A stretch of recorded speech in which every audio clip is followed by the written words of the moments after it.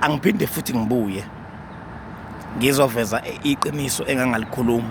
Akukhathalele noma ngabe kuthiwa lifika kanjani kumnikazi walo, kodwa iqiniso kumele liphilise abantu abaningi nabasakhulayo nengasaqala ukukhuluma ngalo. Ngithi mina uma kuya ukuthi kusekwenzeka ngaphandle kwesandla sakho, kwakhona imiphefumulo edlulayo, kwakhona abantu obabulalayo, noma ngabe uthi uwedwa kweni uyinkosana wena ushisa impepho, automatically awusophinde ubulala isilwane kini, uphinde futhi ushisa impepho kini. Ayikho into oyikhuluma emsamo kwelamathongo enhle. Uma kusuke kukhulunywa emsamo ufuna abantu bazi ukuthi lapha kusuke kuhangiswa ezoziphe yangiswayo. Ayike mhlawumbe wenza umsebenzi wenkomo, wenzela ubaba wakho noma kwenzela umama wakho, noma nje wenza itiye ke ngembuzi.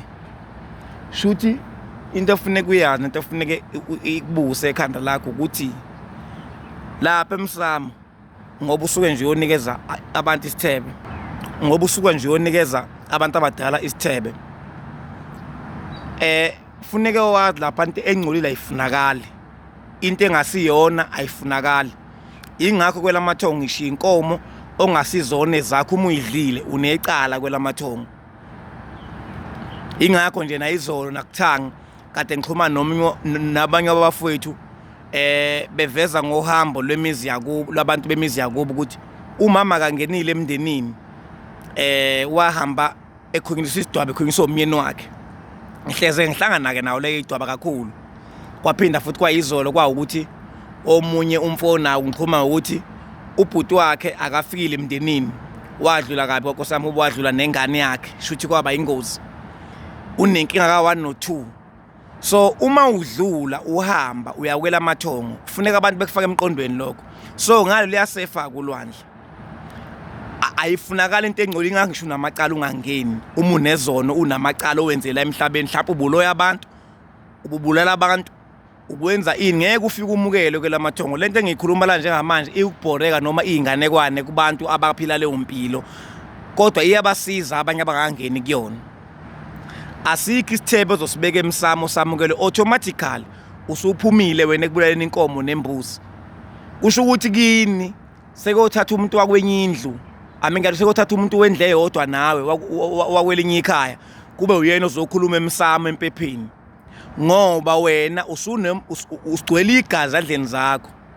Wena kunemizi ekhalayo ngaphansi kwakho ezilile, kunemizi esizongaphili ngendlela ekade iphila ngayo, ngoba kade kuvulwa izikole kuJanuary, kunezingane engaseze ukuyithola iuniform, oma bazobazilile kunamhlanje bagqoka inzilo ngawe, kade kuhlelwe emakhandleleni ngawe kukhalwa. So ke leso inyembezi nesilila ayikho into yamahala, ayona ukuthi lonto ibihambe emoyeni futhi iphelile. Ngasho ngathi inyanga nabathandazi abagezi icala, bageza ukuthi wena ungabi nenkinga yokuthi lo muntu ombulele umbone noma wethuke wenze yonke into. Bakususa leso sinyama kuphela, hayi ukuthi wena ubulele. Kini automatically ayikho into oyenza emsamo uma useke wachitha igazi, ngaphandle uma ukuthi wenza iphutha, wabulela umuntu ngenhloso, wawuphatha umncwabo wakhe, naxoxisana nefamily yakhona ephila, uyakwemukela ukuthi kulungile kube yiphutha, iyaxolela kwadlula lonto. Okuthethwe emhlabeni kuthethwe nakwelamathongo noma kwelokhokho bethu. Le nkulumo kwayona abantu abaluthwe iBhayibheli kakhulu, abazotshelwa ngento abangayiboni nangeke beyikhombe, abayizwa kuphela. Ngaye ngasho kwipost yami enye kuFacebook ngathi iBhayibheli cishe ngilifanise noma ngithi sizokuna kuphela umehluko ukuthi lona libhalwe ngendlela elibhalwe ngayo, leya inovel nje suke ibhaliwe. Sokodwa mase ngathatha abalingisi bonke njengala ngale kwiBhayibheli niphinde ubalethe ngala, bonke labantu abakwiBhayibheli bafana nabalingisi, ngoba akekho umuntu ongathi unemndeni wakhona awaziyo noyedwa ongathi cha naye ifamily yavela kwaIsrael bathi laba bangababani. Cha, ayikho lonto, kodwa ke sitheniwe ngencwadi neminyaka ibiphilwa khona into ongayazi engasoze yaba khona phambilini lapho. Kodwa kwaZulu noma la eSouth Africa sinoShaka, sinomndeni wakhona, sinoShembe ubaba umqalo wendlela, sinomndeni wakhona. Namhlanje basekhona lawo bantu, abantu abaphila kulesa sikhathi sokhokho, abantu abaphila kulesa sikhathi sokhokho. Angikho kwiBhayibheli nani ngisho ukuthi uma ngabe uluthwe lona kakhulu enkulumo ayidingi ngoba uzongazwi, uma sikhuluma ngokuhlaba ngizobona sengazi ukuthi wena sibhedisa abantu kanti cha. Ngithi mina ayikho into ozoyenza emsamo kini uma useke wabulala umuntu automatically impilo yakhe iyashintsha. Emsamo ayifunakala into engalungile nengcolile. Ngisho inkomo mayidliwe ubaba wakho ezidla ngokungafanele uboshiwe ngeke zengene. Umnomzana odla inkomo ongasizone zakhe akangenile kwelamathongo 100% noma uthiwa ewamuphi umuzi akangenile.